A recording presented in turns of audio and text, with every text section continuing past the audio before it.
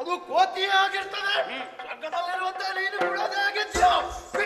ಕೇಳು.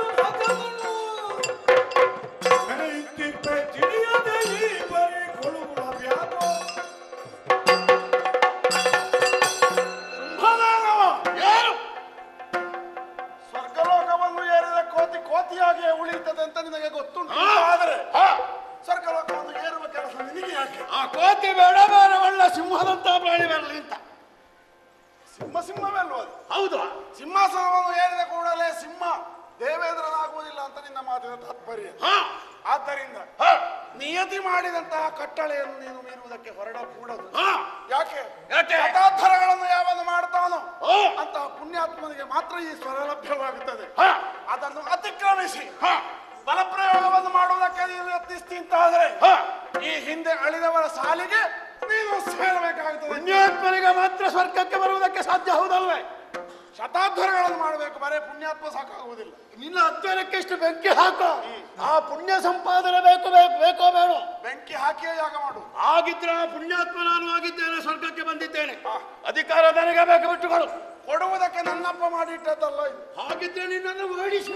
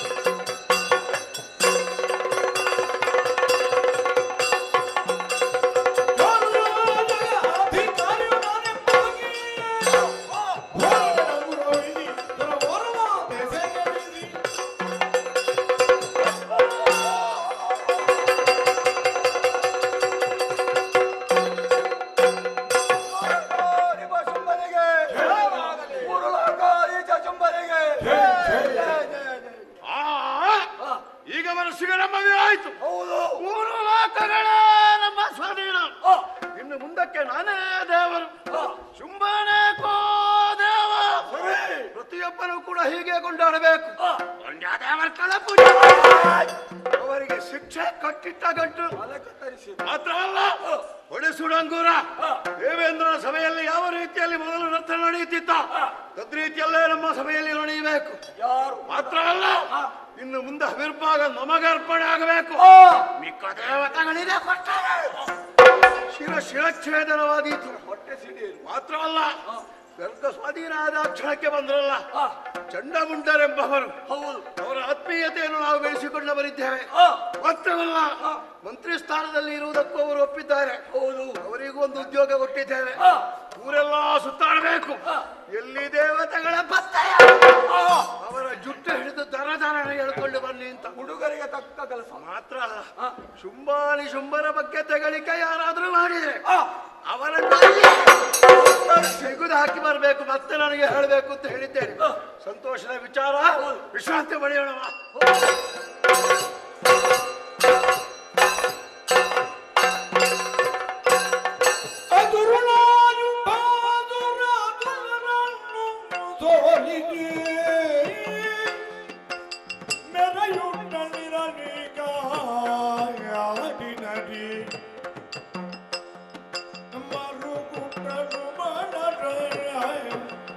ರವಿಯ ನೋಡಗೊಂಡು ಗುರು ಕೂಡ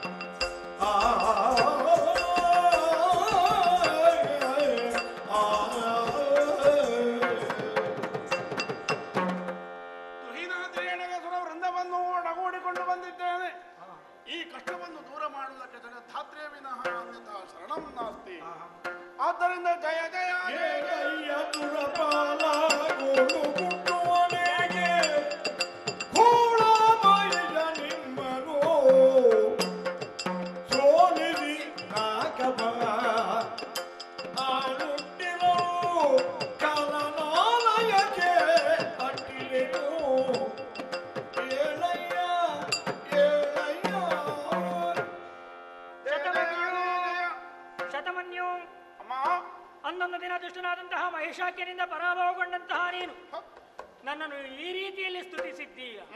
ಅಂದು ದುಷ್ಟ ಮಹಿಷಾಸುರನನ್ನು ಬಡುವಿ ಯಮನಾಲಯ ಕಟ್ಟಿದವಳು, ನಿಮ್ಮ ಕಷ್ಟವನ್ನು ಪರಿಹರಿಸಿದವಳು ನಾನು. ಇಂದು ತುಹಿನಾದ್ರಿಯ ತಪ್ಪಲು ಪ್ರದೇಶದಲ್ಲಿ ಅನನ್ಯ ಭಕ್ತಿಯಿಂದ ಪ್ರಾರ್ಥಿಸಿ ಪ್ರತ್ಯಕ್ಷೀಕರಿಸಿಕೊಳ್ಳಬೇಕಾದರೆ ನಿನಗೆ ಬಂದಂತಹ ಬವಣೆ ಏನೋ, ಯಾರಿಂದ ಕಷ್ಟ ಬಂತು ನಿನಗೆ? ಅಜಲನಿಗೆ ಬಿನ್ನಾಗ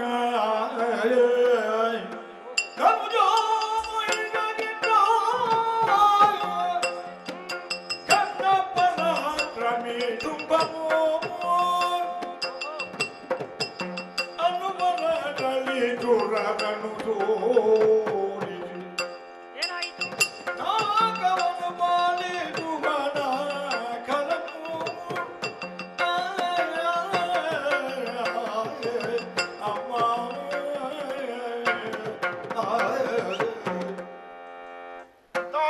ಪುರಂದರ, ಮಹಿಷವಧೆಯನ್ನು ಮಾಡಿ ಮಹಿಷಾಂತಕಿಯನ್ನು ಹಾಗೆ ನೆಗಳತೆಯನ್ನು ಹೊಂದಿ ನಮ್ಮೆಲ್ಲರ ಕಣ್ಣೀರನ್ನು ಒರೆಸಿದ ಕೈ ನಿನ್ನದು ಅನ್ನುವಂತ ಅರಿವಿರುವುದರಿಂದಲೇ ನಿನ್ನ ಪದ ಕಮಲಗಳಲ್ಲಿ ಬಿದ್ದು ಹೊರಳಾಡುತ್ತಿದ್ದೇವೆ.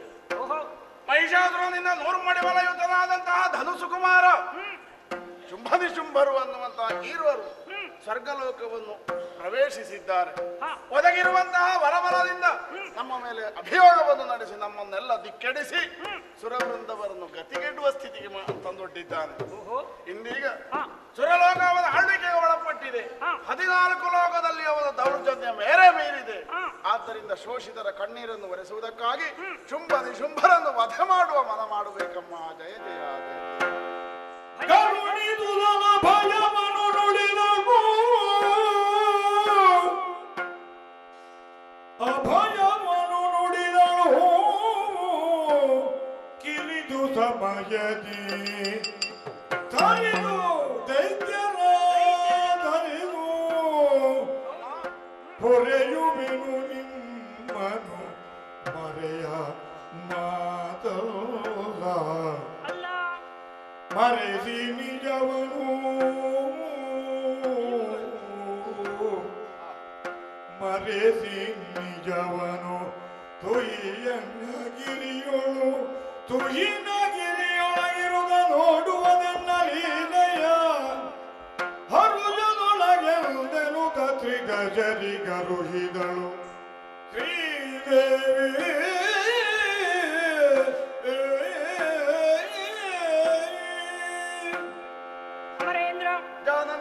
ಅಂದು ನಾನಾಡಿದಂತಹ ಮಾತು ದುಷ್ಟ ದೈತ್ಯರಿಂದ ನಿನಗೆ ಕಷ್ಟ ಒದಗಿದಾಗ ನನ್ನನ್ನು ಸಂಪ್ರಾರ್ಥಿಸು ಎಂಬುದಾಗಿ ಧನುಕುಮಾರನಾದಂತಹ ಶುಂಭಾಕ್ಷನಿಂದ ನಿಮಗೆ ಕಷ್ಟ ಒದಗಿದೆಯೇ? ಅಭಯ ಪ್ರದಾನವನ್ನು ಮಾಡಿದ್ದೇನೆ. ಕೆಲವೇ ಸಮಯದಲ್ಲಿ ದುಷ್ಟದಾನವರನ್ನು ತರಿದು ನಿಮ್ಮ ಕಷ್ಟವನ್ನು ನಾನು ಪರಿಹರಿಸುತ್ತೇನೆ. ಆದರೆ ಅಲ್ಲಿಯವರೆಗೆ ದೇವಲೋಕದಲ್ಲಿ ಇರುವುದಕ್ಕೆ ನಿಮಗೆ ಸಾಧ್ಯವಿಲ್ಲ. ನೀನು ಮತ್ತು ನಿನ್ನ ಸಹಿತ ದೇವತೆಗಳು ತುಹಿನಗಿರಿಯ ತಪ್ಪಲು ಪ್ರದೇಶದಲ್ಲಿ ಗುಹೆ ಗೌಹರಗಳಲ್ಲಿ ನಿಮ್ಮ ನಿಜ ರೂಪವನ್ನು ಬೇರ್ಪಡಿಸಿ ಬೇರೆಯೇ ರೂಪದಿಂದ ಇರಬೇಕು. ಮಾತ್ರವಲ್ಲ, ದುಷ್ಟದಾನವರನ್ನು ಕೊಲ್ಲುವುದಕ್ಕೂ ಗೆಲ್ಲುವುದಕ್ಕೂ ನಾನಾಡುವಂತಹ ನನ್ನ ಲೀಲಾವಿಲಾಸವನ್ನು ಕಂಡು ನೀವೆಲ್ಲರೂ ಸಂತೋಷ ಪಡಿ. ದೇವಿ ಮಹಾಬಲಿಯನ್ನು ನೋಡುತ್ತಿರಬೇಕು. ಆಗಲಿ. ಇಲ್ಲಿ ತಿಳಿದ ಕ್ಷಣದೊಳಗೆ ದೇವಿ ತಿಳಿದ ಕ್ಷಣದೊಳಗೆ ಮೋಗದ ಬಲೆಗೆ ತಿರುಗಿದಿ ಧನುಜರೆಲ್ಲರ ಕೊಲ್ಲುವ ಕಾರ್ಯವೋ ಸುಲಭ ಎನ್ನುತ್ತಲೇ ತನ್ನ ಮನದೊಳಗೆ ಯೋಚಿಸಿ ಎಂದು ಯೋಚಿಸಿ ಮಗಮಾಯೆ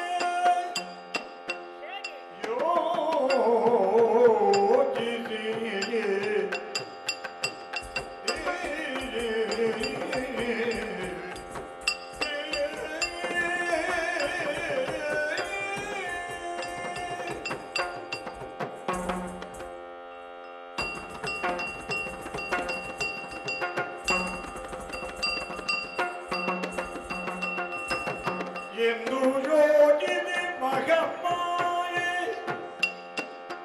ದೈತ್ಯ ಮುಂದವ ಮೋಹಿನಿ ತರಿಗೆ ದೈತ್ಯ ಮುಂದವ ಮೋಹಿನಿ ತರಿಗೆ ಸುಂದರಾಗವ ತಳೆದಂದು ಕೌಗಿಗೆಯಾಗಿ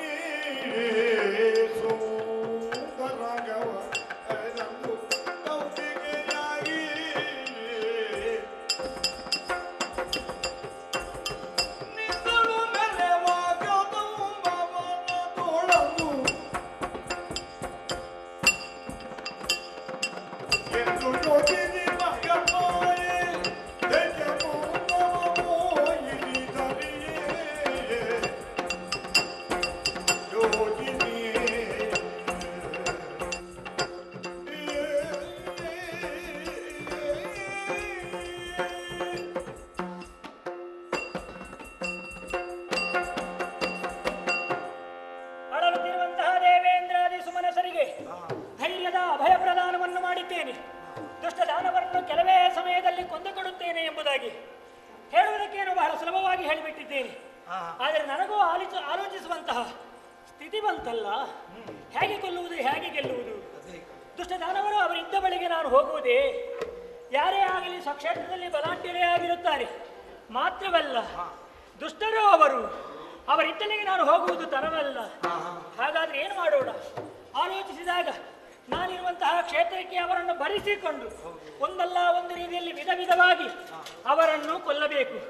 ಹಾಗಾದ್ರೆ ಅವರನ್ನು ಕೊಲ್ಲುವುದಕ್ಕೋ ಗೆಲ್ಲುವುದಕ್ಕೂ ಇದು ಸರಿಯಾದಂತಹ ರೂಪವಲ್ಲ. ಈ ರೂಪದಿಂದ ಅವರ ಮನಸ್ಸನ್ನು ಒಡಂಬಡಿಸುವುದಕ್ಕೋ ಅಥವಾ ಆಕರ್ಷಿಸುವುದಕ್ಕೂ ಸಾಧ್ಯವಿಲ್ಲ. ಹಾಗಾದ್ರೆ ಮೊದಲೇ ದುಷ್ಟ ದಾನವರು ಹೆಣ್ಣನ್ನು ಆಕರ್ಷಿಸುವುದು ಯಾವುದರಿಂದ? ಸೌಂದರ್ಯದಿಂದ. ಸೌಂದರ್ಯವತಿಯಾಗಿ ನಾನು ಕಾಣಿಸಬೇಡುವೆ? ಆದರೆ ಅವರನ್ನು ಕೊಲ್ಲುವುದಕ್ಕಾಗಿ ನಾನು ಆರಿಸಿಕೊಂಡಂತಹ ಕ್ಷೇತ್ರ ಯಾವುದು?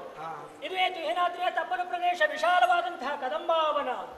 ದುಷ್ಟ ದಾನವರ ವಿಹಾರ ಕ್ಷೇತ್ರವೂ ಹೌದು, ಮೃಗಯ ವಿಹಾರಕ್ಕಾಗಿ ಆಗಾಗ ಇಲ್ಲಿಗೆ ಬರುವುದೂ ಹೌದು. ಹಾಗಾದ್ರೆ ಇದುವೇ ಕ್ಷೇತ್ರ ಸರಿ. ಅವರನ್ನು ಕೊಲ್ಲುವುದಕ್ಕೆ, ಅವರ ಮಾರಣ ಹೋಮ ಮಾಡುವುದಕ್ಕೆ ಇದುವೇ ಸರಿಯಾದಂತಹ ಯೋಗ್ಯವಾದಂತಹ ಪ್ರಶಸ್ತ ಕ್ಷೇತ್ರ. ಸರಿ, ಕಾಣುತ್ತಿದ್ದಂತೆ, ಆಲೋಚಿಸುತ್ತಿದ್ದಂತೆ ಈ ರೂಪವನ್ನು ಮಾರ್ಪಡಿಸಿ ಸುಂದರಿಯಾಗಿದ್ದೇನೆ, ಅರ್ಥಾತ್ ಸೌಂದರ್ಯವತಿಯಾಗಿ ಕಾಣುತ್ತಾ ಇದ್ದೇನೆ. ದುಷ್ಟ ದಾನವರ ಚಿತ್ತವನ್ನು ಆಕರ್ಷಿಸುವುದಕ್ಕಾಗಿ ತಳೆದಂತಹ ಈ ರೂಪಕ್ಕೆ ಕೌಶಿಕೆ ಎಂಬುದಾಗಿ ಹೆಸರನ್ನಿರಿಸಿಕೊಂಡಿದ್ದೇನೆ. ಕೇವಲ ಅವರ ಕಣ್ಣನ್ನು ತುಂಬಿಸುವುದಕ್ಕೆ ನನ್ನ ರೂಪಗಳು ಸಾಕಾಗುವುದಿಲ್ಲ.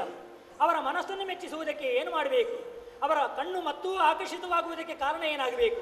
ನಾನು ಕುಳಿತಿರುವಂತಹ ಈ ಕ್ಷೇತ್ರ ಕೋಟಿ ಸೂರ್ಯ ಪ್ರಭೆಯಿಂದ ಕಂಗೊಳಿಸಬೇಕು.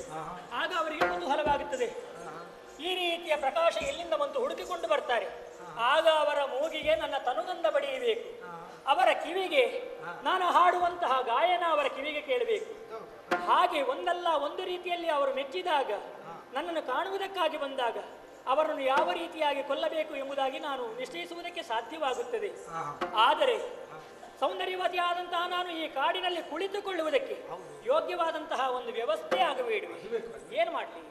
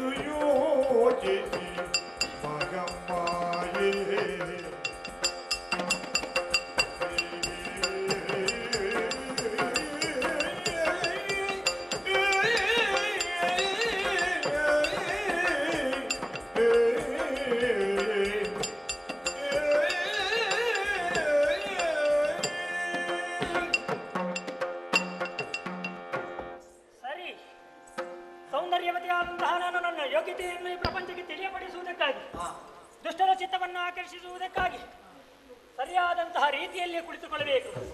ನನಗೇನು ಕಷ್ಟ ಸಾಧ್ಯತೆ? ಅದು ಇಚ್ಛಾ ಮಾತ್ರದಿಂದಲೇ ಅಂಬರದಿಂದಲೇ ಇಳಿಯಬಿಟ್ಟಂತಹ ಚಿನ್ನದ ಉಯ್ಯಾಲೆಯ ನಿರ್ಮಾಣವಾಗಿದೆ. ಇದರ ಆದಿಯಲ್ಲಿ ಅಂತ್ಯದಲ್ಲಿ ಅಂತ ಯಾರೂ ತಿಳಿಯುವುದಕ್ಕೆ ಸಾಧ್ಯವೇ ಇಲ್ಲ. ಹಾಗಾದರೆ ದುಷ್ಟದಾನಗಳು ತಿಳಿಯುವುದಕ್ಕೆ ಸಾಧ್ಯ ಉಂಟೆ? ಖಂಡಿತವಾಗಿಯೂ ಎಲ್ಲವೇ ಇಲ್ಲ. ಅವರು ತಿಳಿದರೇನು ಬಿಟ್ಟರೇನು. ನಾನು ಕುಳಿತುಕೊಳ್ಳುವುದಕ್ಕೆ ಸರಿಯಾದಂತಹ ಸ್ಥಳವದು. ಅದು ನಿರ್ಮಾಣವಾಗಿದೆ ಉಯ್ಯಾಲೆ. ಹಾಗಾದರೆ ಸೌಂದರ್ಯವತಿಯಾದಂತಹ ನಾನು ಈ ಉಯ್ಯಾಲೆಯಲ್ಲಿ ಕುಳಿತುಕೊಂಡು ಬೇಕಾದಂತಹ ರೀತಿಯಲ್ಲಿ ಸಂಗೀತವನ್ನು ಹೇಳಬೇಕು. ಆರೋಹಣ ಅವರೋಹಣಕ್ಕೆ ಸರಿಯಾಗಿ ಎಷ್ಟೆಲ್ಲ ರಾಗಗಳು ಗೊತ್ತುಂಟು ಅಷ್ಟನ್ನೂ ಬಳಸಿಕೊಂಡು ಕೇಳುಗರ ಮನಸ್ಸಿಗೆ ಇಂಪು ಹಾಗೂ ತಂಪನ್ನೀಯುವುದಕ್ಕಾಗಿ ಸಂಗೀತವನ್ನು ಹಾಡುತ್ತಾ ತನುಗಂಧವನ್ನು ವಿಸ್ತಾರದ ಪ್ರದೇಶಕ್ಕೆ ಪಸರಿಸುತ್ತಾ ಮಾಡುವಂತಹ ಚಿನ್ನದ ಉಯ್ಯಾಲೆಯಲ್ಲಿ ಕುಳಿತು ಬಿಡ್ತೇನೆ.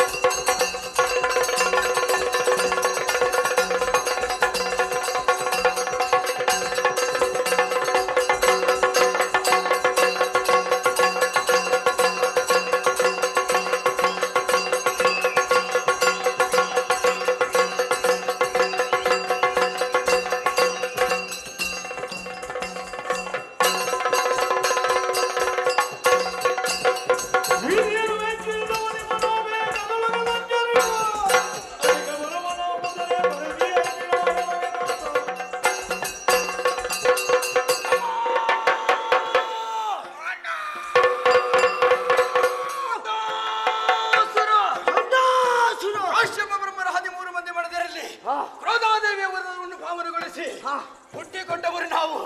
ಚಂಡಮುಂಡರು ಗಂಡುಗಲಿಗಳಾಗಿ ಮೆರೆಯುತ್ತಾ ಇದ್ದೇವೆ.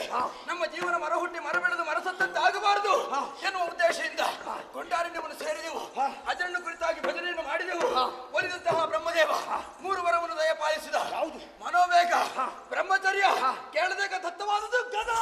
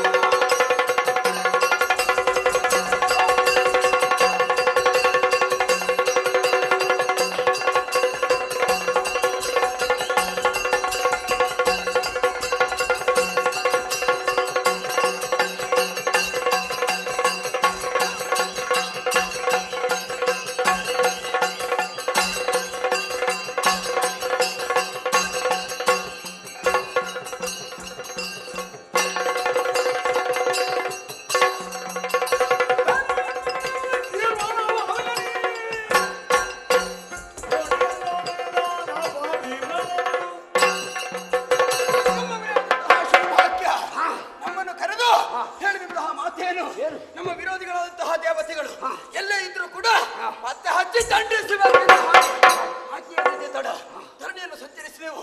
ಆ ಗೀರ್ವಾಣರ ಪತ್ತೆ ಇಲ್ಲ. ತಿರುಗಾಟದ ಪರಿಣಾಮ ಹಚ್ಚಿವೆ.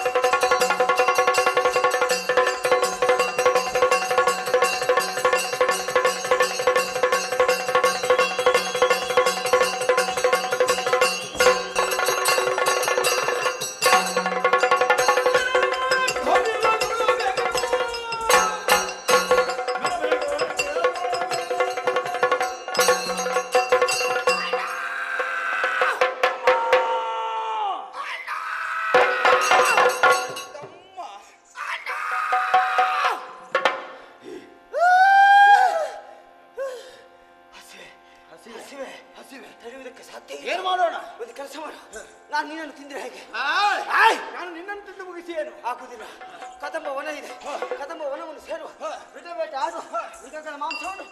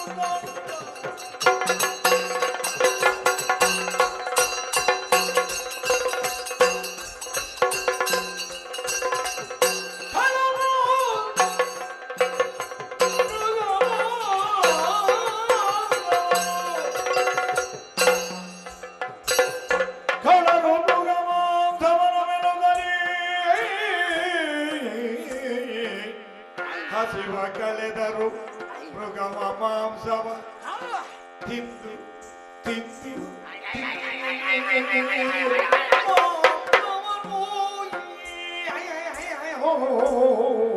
ಕಲರು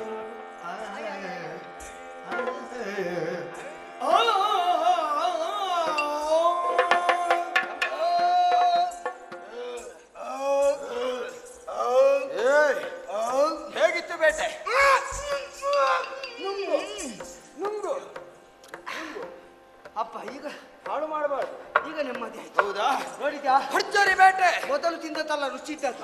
ಒಮ್ಮೆ ತಿಂದದ್ದು ಮತ್ತೊಮ್ಮೆ ಇಲ್ಲಿವರೆಗೆ ಬಂದು ಅದನ್ನು ಮತ್ತೆ ನಾವು ತೆಗೆದು ನುಂಗಬೇಕು.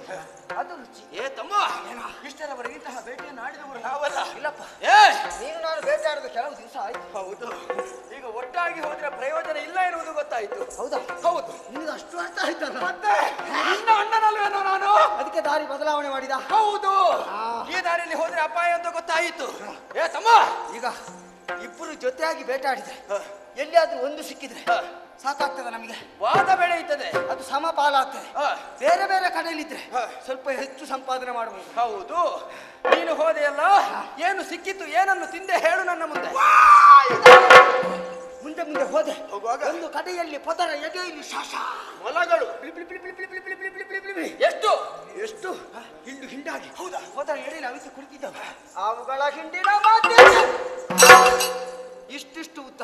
ಏನು ಕಿವಿಗಳು. ಹೌದಾ? ಎಲ್ಲವನ್ನು ಜೊತೆ ಸೇರಿಸಿ ನನ್ನ ಕಂಕುಳಿ ಸೇರಿಸಿದೆ. ಎಲ್ಲಿಂಟು? ಎಲ್ಲಿಟ್ಟು? ಇಲ್ಲಿ ಉಂಟು. ಅಲ್ಲಿ ಈಗ ಕಾಣುದಿಲ್ಲ. ಆಗ ಇತ್ತು. ಆಮೇಲೆ ಏನ್ ಮಾಡಿದೆ ಗೊತ್ತಾ? ಏನ್ ಮಾಡಿದೆ? ಇಲ್ಲಿ ಉಂಟು.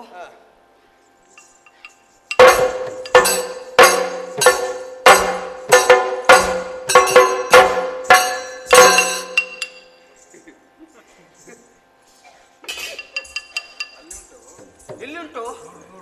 ಇಲ್ಲಿಂಟು.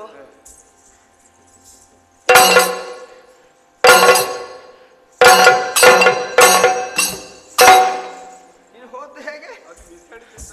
ಎಂತದ್ದು? ಅದು ಯಾಕೆ ಆಗೋದು? ಅಷ್ಟು ಇತ್ತು, ಇಲ್ಲಿ ಭಾರ ಇತ್ತು. ಆಮೇಲೆ ಅಲ್ಲಿ ಬಿಸಾಡಿದೆ ಏನಂತ ಗೊತ್ತಾಯ್ತು? ಏನದು? ಅದು ಎಲುಬು. ಹೌದಾ? ಅದು ಬೇಡವಾ? ಮಾತ್ರ ಅಲ್ಲ, ಕಿವಿ ನನ್ನ ಕೈಯಲ್ಲಿ ಉಳಿದಿತ್ತು.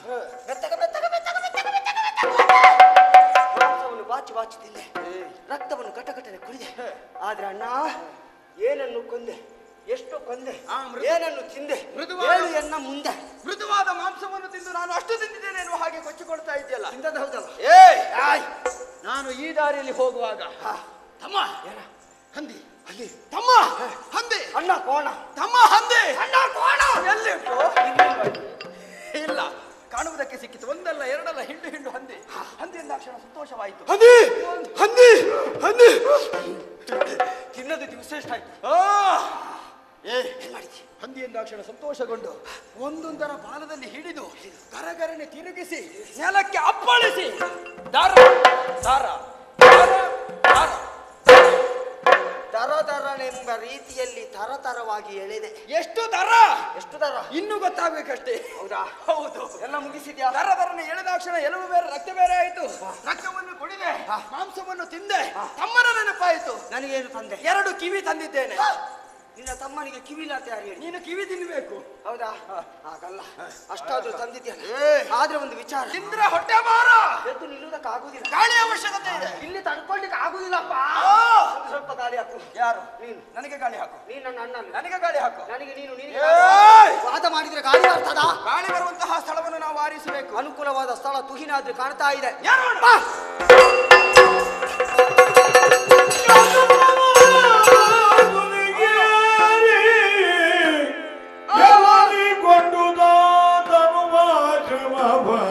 ಕಳೆವರೆ ಗಾಳಿ ಬರ್ಲಿ.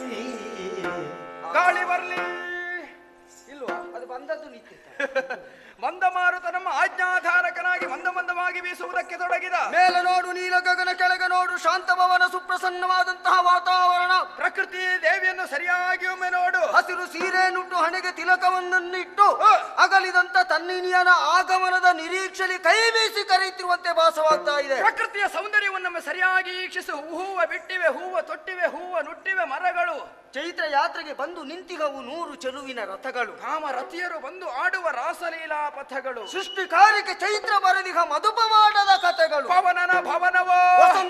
ಸಂಹಾರ ಕ್ಷೇತ್ರವೋ ಏನು ತಿರುಪ ಈ ಕಾರಣವನ್ನು ಕಂಡು ಯಾರಾದ್ರೂ ಬೆರಗಾಗಲೇಬೇಕು. ನಮ್ಮ ಸ್ಥಿತಿ ಅದುವೇ ಆಗಿ ಇಂತಹ ಈ ಸೌಂದರ್ಯವನ್ನು ಈಕ್ಷಿಸುತ್ತಾ ತಂಗಾಳಿಗೆ ತನುವನ್ನೊಡ್ಡಿ ಸ್ವಲ್ಪ ಹೊತ್ತು ವಿರಮಿಸೋಣ. ಗಾಳಿ ಬರ್ಲಿ ಗಾಳಿ ಬರ್ಲಿ.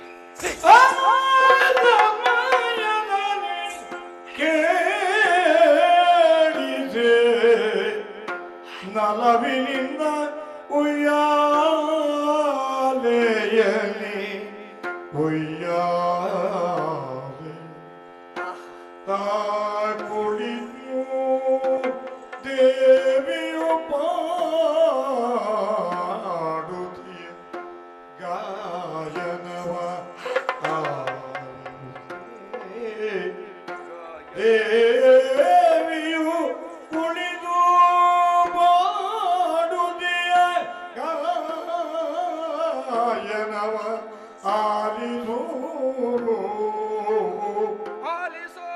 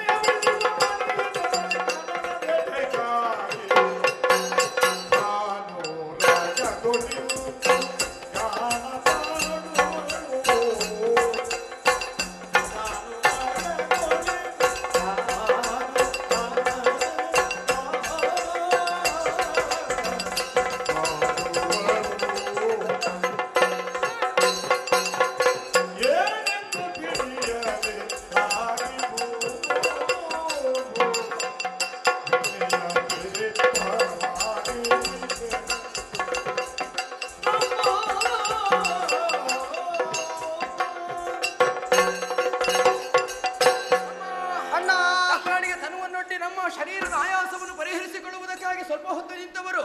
ಅದೇ ಹೊತ್ತಿಗೆ ಗಾಳಿಯ ಜೊತೆ ಇಂಪಾದ ಸ್ವರವನ್ನು ಕೇಳಿದೆಯಾ? ಆ ಸ್ವರ ಹೇಗುಂಟು? ವೀಣೆಯನಾದ. ವೀಣೆಯನ್ನು ನುಡಿಸುವವರು ಯಾರು?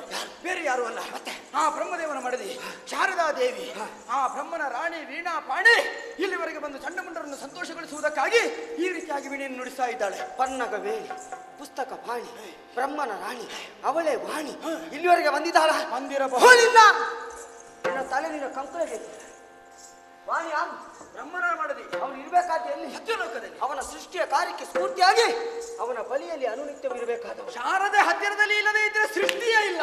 ಹಾಗಿದ್ರೆ ಅಂತವನು ಸತ್ಯಲೋಕವನ್ನು ತೊರೆದು ಧರೆಗಿಳಿದಕ್ಕೆ ಸಾಧ್ಯ. ಹಾಗಿದ್ರೆ ಈ ರೀತಿ ಹಾಡುವವರು ಯಾರು? ಇದು ಅವಳಲ್ಲ. ಮತ್ತೆ ಯಾರು? ಅವ. ಅವ ಅಂದ್ರೆ ಇವ.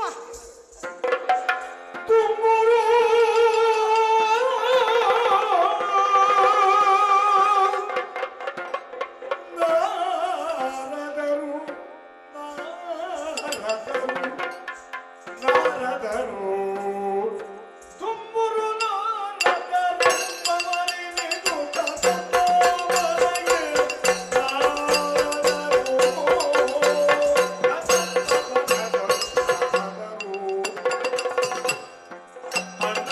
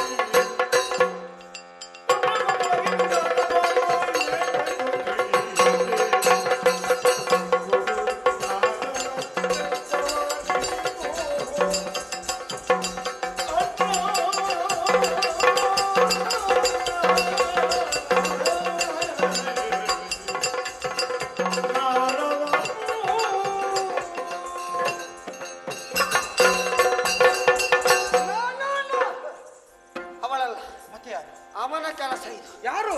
ತುಂಬುರ. ತುಂಬುರ ಕುದುರೆ ಮುಖವುಳ್ಳವ ಅವನೇ. ಹಾ, ಅವನ ಮುಖ ಒಳ್ಳೇದಿಲ್ಲ, ಆದ್ರೂ ಸ್ವರ ಒಳ್ಳೇದುಂಟು. ಒಳ್ಳೆ ಸಂಗೀತಗಾರ. ಮತ್ತೆ ಹೌದಪ್ಪ. ಬಹಳ ವರ್ಷದಿಂದ ಅಭ್ಯಾಸ ಮಾಡಿದ್ದಾನೆ.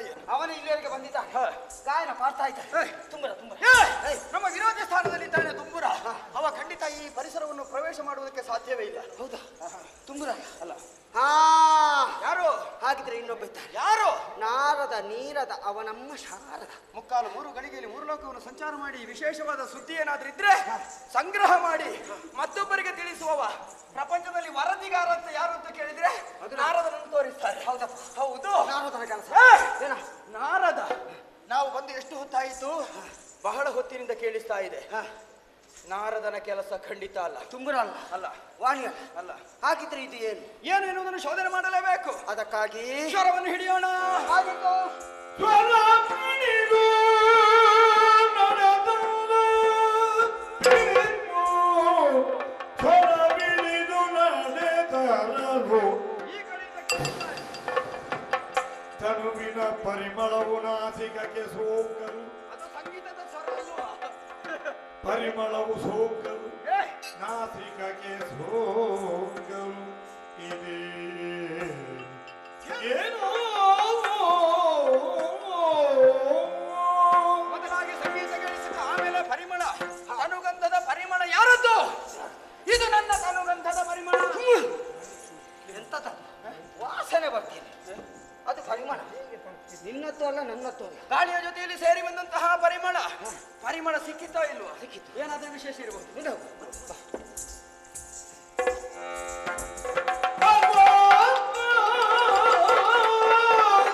ಧರಣಿ ಕೋಟಿ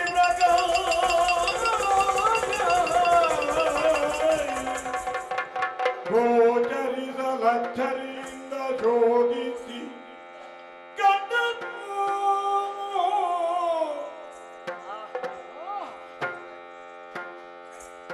ಪರುದ ಕಂಡನು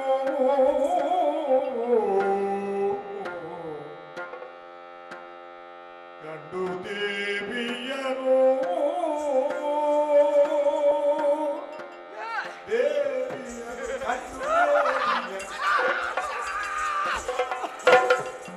ಅನರೇ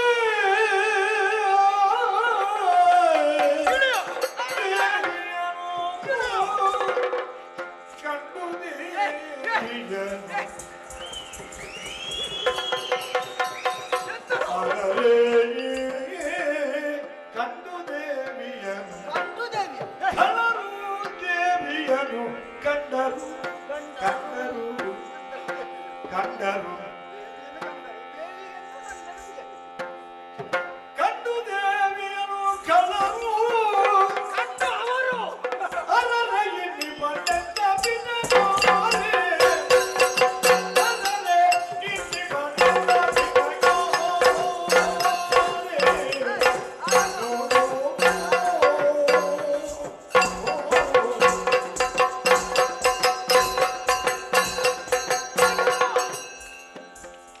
ಅರರೆ ಯಾವಿಡುವನು ಆರೆ ಆರೆ ಆರೆ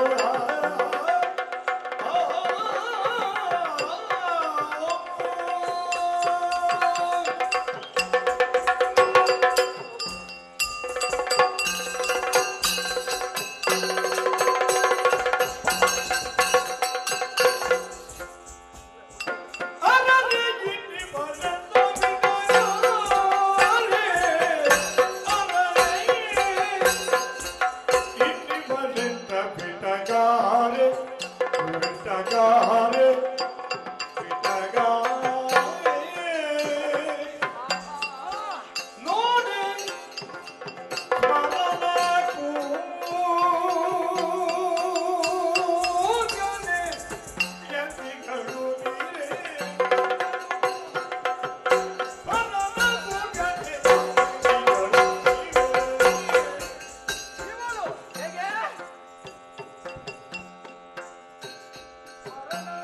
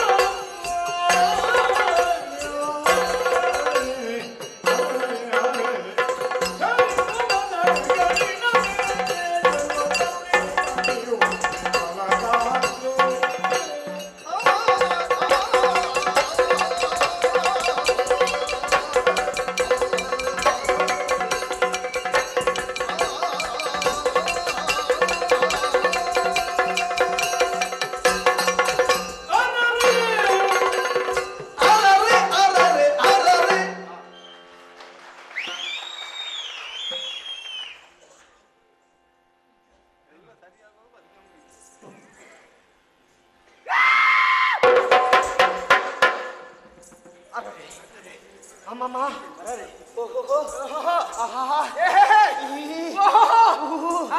ಅಮ್ಮ ಆಶ್ಚರ್ಯವಾಯಿತು.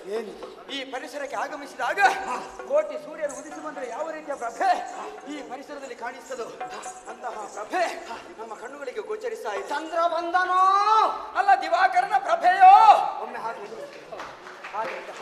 ಚಂದ್ರ ಬಂದ್ರೆ ತಂಪಾಗಬೇಕಿತ್ತು. ಹೌದು.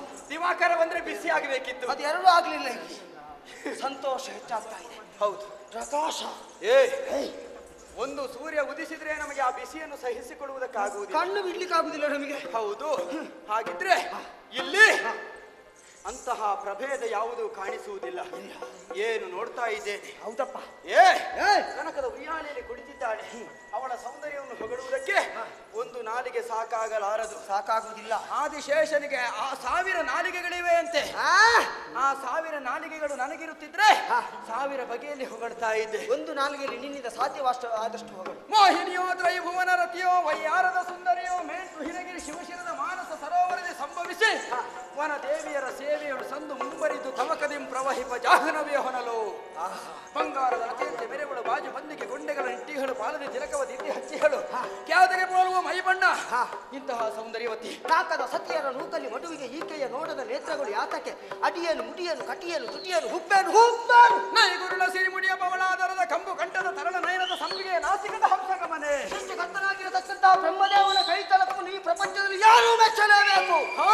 ಅದ್ಭುತವಾದ ಹಾಲಿನ ಹೊಳೆಯಲ್ಲಿ ಚಂದಿರನ ಪಡಿನಳಲು ಮೂಡಿರುವ ಜಲದ ಇವರ ಮಗವು ಹಾಲು ಕರೆದಂತೆ ಮುತ್ತು ಸುರಿದಂತೆ ಅವಳ ನಗುವು ಬೆಳದಿಂಗಳ ಕಾಸೆ ಬಿಸಿ ಹೆಪ್ಪನ್ನು ಹಾಕಿ ಕಪ್ಪೆ ನಪ್ಪವನಿಂದ ಕಣ್ಣಿಟ್ಟುಕೊಂಡು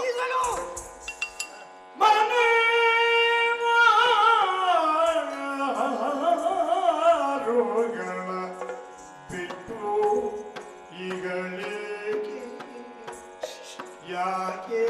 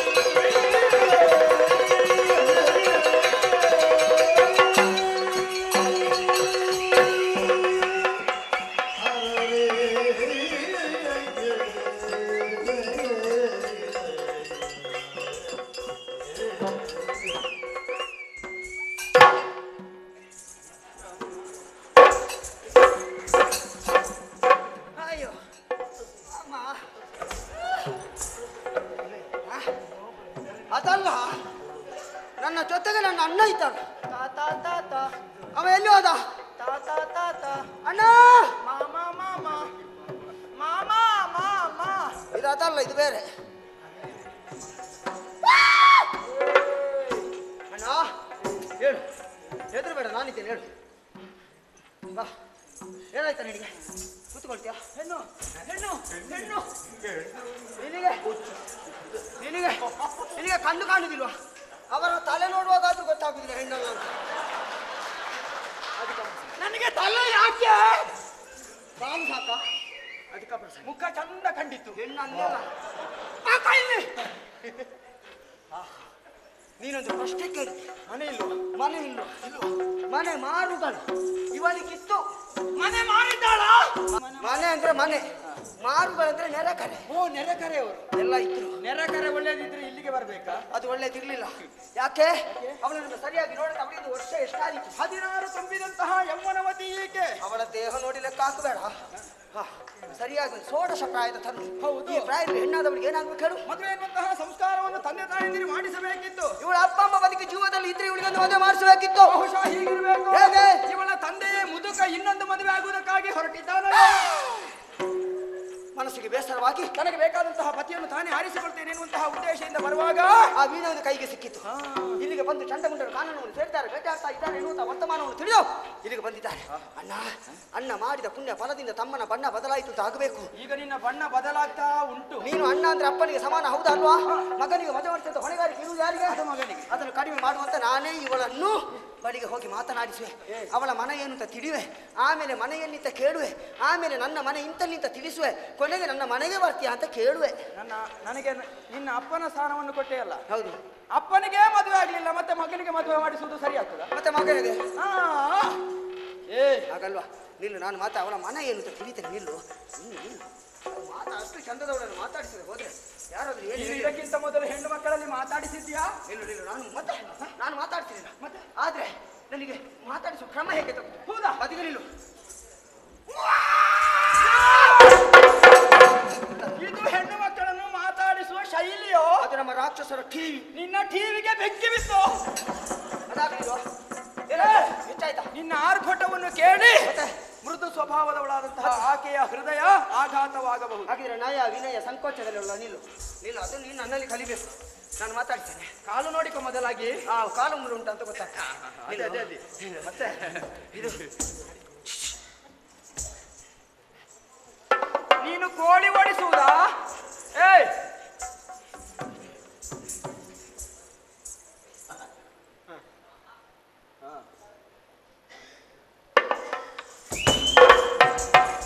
ನೀನು ಫಲವನ್ನು ಕೊಟ್ಟು ಆಕೆಯನ್ನು ವಶಪಡಿಸಿಕೊಳ್ಬಹುದೇನೋ ಹಾಗೆ ಭಾವಿಸಿದ್ಯಾ? ಕೊಟ್ಟದಲ್ಲಿ ನನಗೇನು ನಷ್ಟ ಉಂಟು, ಅದು ಅವಳದ್ದೆ. ಏನೋ ಶರೀರಕ್ಕೆ ತಿಗಣೆ ಕಚ್ಚಿತ? ಯಾಕೆ ನಿನ್ನ ಏನೋ ಇದು ಚೇಷ್ಟೆ? ನನಗೆ ಮದುವೆ ಬೇಡ, ಹೋಗು ನೀನು ಮದುವೆ. ಜೊತೆ ಮಾತಾಡಿಸ್ಬೇಕು. ನನಗೆ ಇನ್ನು ಅಭ್ಯಾಸ ಆಗಬೇಕಷ್ಟೇ. ಹೌದಾ? ಹೌದಾ? ಬೇಗ ನೀನು ಅಭ್ಯಾಸ ಮಾಡಿಕೊಳ್ಳುದು. ಇನ್ನು ನಮಗೆ ಮದುವೆ ಬೇಡ. ಯಾಕೆ ಯಾಕೆ? ಅವನು ಏನು ನೆನಪಿಸಿದ್ದು? ನಾವು ಯಾರು? ಬ್ರಹ್ಮಚಾರಿ. ಈಕೆಯನ್ನು ನೋಡಂತೆ ನಾವು ಹತ್ತಿರ ಹೋದಾಕ್ಷಣ ಆಕೆಯ ಕಣ್ಣಿನ ನೋಟವನ್ನು ಸರಿಯಾಗಿ ಗಮನಿಸು. ಈ ಪ್ರಪಂಚದಲ್ಲಿ ಯಾರನ್ನಾದ್ರೂ ನಂಬಬಹುದು, ಹೆಣ್ಣು ಮಕ್ಕಳನ್ನು ನಂಬಕೂಡದು. ಹೌದು. ಹರಿಯುತ್ತಿರುವಂತಹ ನೀರಿನಲ್ಲಿ ಮೀನಿನ ಹೆಚ್ಚೆ ಗುರುತನ್ನಾದ್ರೂ ಕಂಡು ಹುಡುಕಬಹುದಂತೆ. ಕಾಗೆಗಳ ಹಿಂಡಿನಲ್ಲಿ ಬಿಳಿಯದಾದ ಕಾಗೆಯನ್ನು ಪ್ರಯತ್ನ ಮಾಡಿದರೆ ತೋರಿಸಬಹುದಂತೆ. ಆದರೆ ಹೆಣ್ಣು ಮಕ್ಕಳ ಮನಸ್ಸೇನೆಂಬುದನ್ನು ತಿಳಿದಕ್ಕೆ ಈ ಪ್ರಪಂಚದಲ್ಲಿ ಯಾರಿಂದಲೂ ಸಾಧ್ಯ ಇಲ್ಲ. ಗಂಡು ಮಕ್ಕಳಿಗೆ 30 ವರ್ಷ ಆಗುವಾಗ ಯಾವುದು ತಿಳಿಯುವುದಿಲ್ಲವೋ ಅದು ಹೆಣ್ಣು ಮಕ್ಕಳಿಗೆ 8 ವರ್ಷ ಆಗುವಾಗಲೇ ತಿಳಿಯುತ್ತದೆ. ಆದ್ರೆ ಸೌಂದರ್ಯ ಎನ್ನುವುದು ನೋಡುವುದಕ್ಕಿರುವುದು, ಗಾಯನ ಎನ್ನುವುದು ಕೇಳುವುದಕ್ಕಿರುವುದು, ಅದನ್ನು ಎರಡನ್ನು ಮಾಡಿರೋದು ಅಪರಾಧ. ಯಾವತ್ತು ನಾವು ಹೆಣ್ಣನ್ನು ಕಂಡು ಭ್ರಮೆಗೊಳಗಾಗಬಾರದು. ಈಕೆಯನ್ನು ಶುಂಭನಿಗೆ ತಕ್ಕವಳು ಎನ್ನುವ ಹಾಗೆ ಭಾವಿಸಿ ಕರೆಸಿಕೊಳ್ಳುವಂತಹ ವ್ಯವಸ್ಥೆಯನ್ನು ಮಾಡೋಣ.